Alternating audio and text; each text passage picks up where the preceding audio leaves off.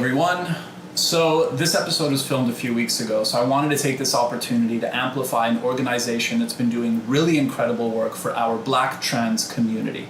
They're called the Okra Project. They provide home-cooked meals and resources to their community, and it's an organization that I strongly support personally. I ask you, I urge you to please join me in learning more about and donating to theokraproject.com. And now, without further ado, a new episode of Show Me What You're Working With. This week on Show Me What You're Working With, we have a super talented artist. He recently lost his job. He's quarantining with his parents in Canada, and I want him to make something super special for his parents. It's gonna be crunchy, it's gonna be caramelized, it's gonna be spicy, it's gonna be sandwichy. I've already said too much. I'm Antoni, and this is Show Me What You're Working With Fab Friday edition. You show me what you got, and I make something for you. Don't you Hello, everyone. Let's do it. I'm very jacked up on coffee right now. Hi, John. I didn't recognize you without a bandana and with glasses. Is this how you do it? Just give me some guac and we're literally twins. Yeah, you were looking in a mirror, weren't you? Okay, you're quarantining with your parents right now. Where were you before? I was back in Ontario. I'm a musical theater performer. We were in rehearsal and everything was great and awesome. And then Broadway was canceled. Like literally Broadway was canceled. I didn't really have any money coming in. And my parents invited me to come back home and stay with them and, you know, to keep their little baby safe. Mom and Dad. Yeah, we always do. It all started. Who does the cooking in your house? For the most part, my mom. I would say like 95%. Maybe it's like nice to like maybe move that to 90% and make it 10% yours since you have extra time and show your lucky mom and a little bit of thanks. So let's make them something. Let's do it. I feel like I'm on MTV Cribs. We've got blueberries, fun angel hair pasta. Apparently, we're obsessed with mushrooms. What's above the mushrooms? They're chicken breasts. We've got some juices, some peri-peri. I love my peri-peri. And my parents are South African, so they grew up with Nando's and they just like love it and have passed that on to us and we love it. What if we made a classic like Nando's style chicken sandwich? Oh my God, I'd love to. That sounds perfect. Awesome. Something fun, yeah. Go Canada. Vive Canada. It was nice meeting you. Bye. All right. We're gonna make the best damn chicken sandwich ever, and that's a Nando's peri chicken sandwich. Let's do this. Okay, so the ingredients we'll be needing today: a fresh pineapple, some beautiful, big, fat, juicy tomatoes, a bit of mayonnaise, lemon zest, brioche buns, but you can use ciabatta, baguette, potato buns, whatever you got is fine.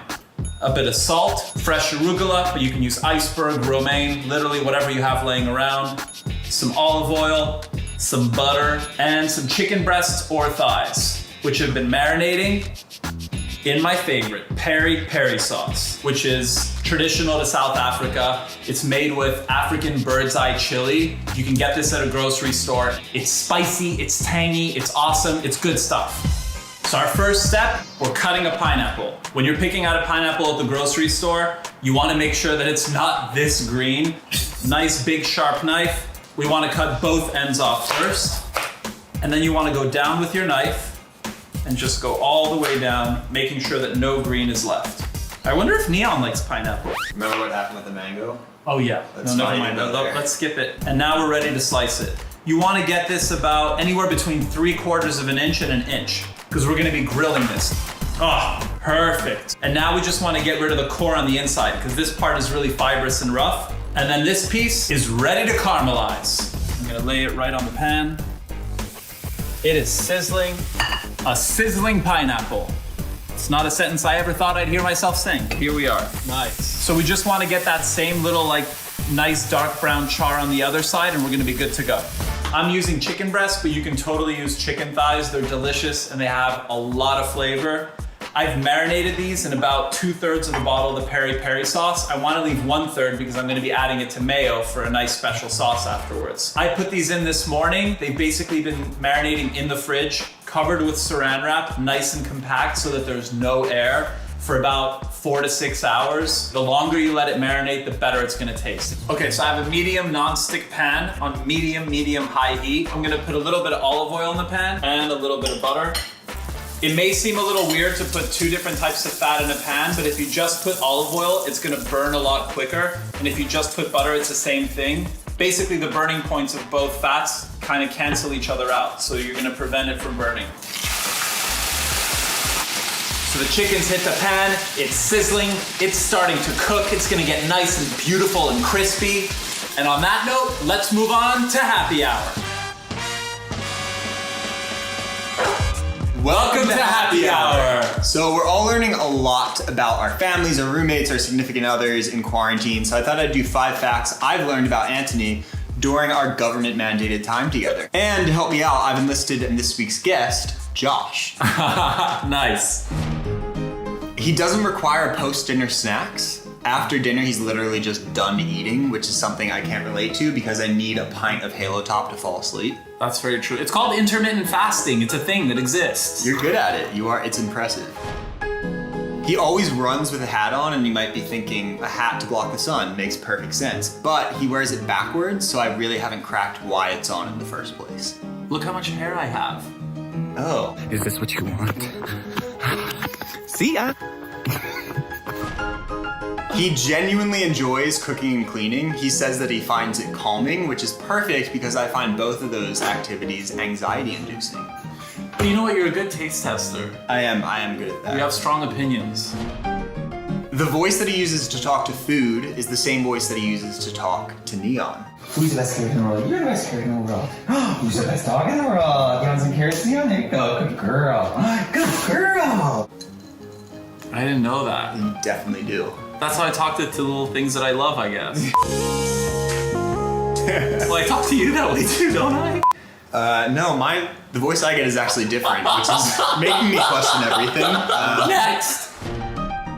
He actually has a massive fear of snakes, which I didn't know until we started living down in Texas, and he's constantly on high alert for where a snake might be. He actually pointed one out that was underwater in a lake. I lost bandana. Apparently it was a cottonmouth, and those are extremely venomous. But the good news is he alerted the entire lake about there being a snake there, so everyone was safe. That's very true. We've come to the end of our little show. Thanks to Kevin for the facts now we all know. He runs with a hat and really hates snakes. Finds peace in scrubbing dishes and takes large meal breaks. It's called intermittent fasting and it's a thing. Wow. Thank you, Josh. And on that note, back to the kitchen. So I'm gonna flip our birds, nice and caramelized and brown and crispy. Perfect. Okay, here's a little pro tip. When you're cooking a chicken breast, if you wanna know if it's fully cooked through or not, it needs to be in between touching your thumb with your middle finger and your ring finger. And if you touch this part of your hand right over here, that's how firm it should be. When you touch your index, that's too soft. That means it's probably still a little rare on the inside. Come look at this. See how beautiful, nice and crispy that is? Glazed with that peri-peri. This is gonna be an awesome chicken sandwich. So our last step before we start assembly, we wanna toast our buns. I have a small pan on medium heat, the same one that I used for pineapple. I just wiped it down with a little bit of paper towel. And then with some room temperature butter, I just wanna go over nice and lightly. This is an extra step that is so worth it because it gets the bun all nice and golden and it prevents it from drying out. And it's gonna be about a minute on each side. Oh, it smells so nice. Beautiful golden brown. I have a bowl with a little bit of mayonnaise and I'm gonna add a little bit of peri sauce. Whatever was left of not marinating the chicken in. Beautiful. A little bit of lemon zest. Oh, that's good. And then next up, our arugula. So I'm just gonna actually use a tiny bit of salt and a little bit of olive oil. Just mix that around. And our last thing, the tomato. Tomatoes can be very frustrating to cut. This kind of feels like a PSA. Use a serrated knife. Those teeth are perfect for cutting through the delicate skin of a tomato and not squishing it up too much. Gorgeous, that's our piece right there. And finally, gonna cut through the chicken breast and I'm basically gonna butterfly it. Fully cooked through. All right, so we're ready to assemble our sandwich. So we take our bottom bun and we wanna put a bunch of that peri mayo on. Then we put our grilled caramelized pineapple slice right on top. Okay, let's have a moment. This pineapple is exactly the size of the bun. How great is that? Then we have our chicken slices, a little bit of peppery arugula that we tossed in olive oil and salt. And then we anchor it with a beautiful slice of our heirloom tomato. And finally, the top bun. Put even more peri mayo on there. Does that look freaking delicious? It looks really, really good. My triceps are about to give out from this camera view, but we've got it. It's worth it. Worth it. Okay, I'm ready for a bite.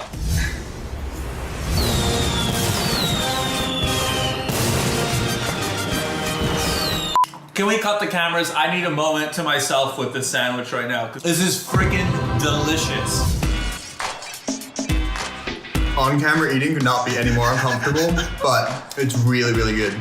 It's awesome. All right, Josh, I made my version of the Nando's chicken sandwich. It's time for you to do it for your parents. Now I gotta go because Neon's about to lose it. Okay, so we've made Nando's chicken sandwich for my mom, who's been incredible for me during quarantine. Ooh, girl, that's delicious. So considering this is a South African sandwich, I figured I'd do my due diligence and teach you a little bit of South African slang. So in South Africa, if somebody really likes something, if something's like super tasty, they're probably gonna say this is baie lekker. Mom, do you concur? Just baie lekker, Antoni. Thank you for teaching Josh the recipe. Nando's chicken's one of our favorites, and now we've got a new one. Thanks again for the amazing meal. My mom loved it. I loved it. You know, if you ever need a stunt double, you know where to find me. So I hope you guys are doing well, and we'll get through this. See everybody on the other side of it.